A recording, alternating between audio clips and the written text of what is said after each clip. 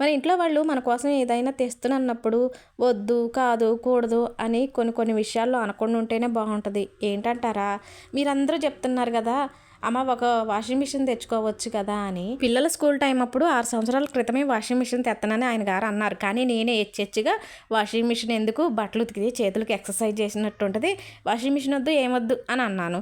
ఆయన గారు తేకుండా మానుకున్నారు. కానీ ఇప్పుడు వాషింగ్ మిషన్ కావాలనిపిస్తుంది. అప్పట్లో పిల్లలు స్కూల్కి ఇంటి నుంచి వెళ్ళినా కానీ పెద్దగా నాకు పని కష్టం అనిపించేది కాదు. ఇప్పుడేమో హైదరాబాద్ నుంచి వచ్చినప్పుడల్లా వాళ్ళు బ్యాగులకు బ్యాగులు బట్టలు వేసుకొస్తున్నారు ఉతకమని.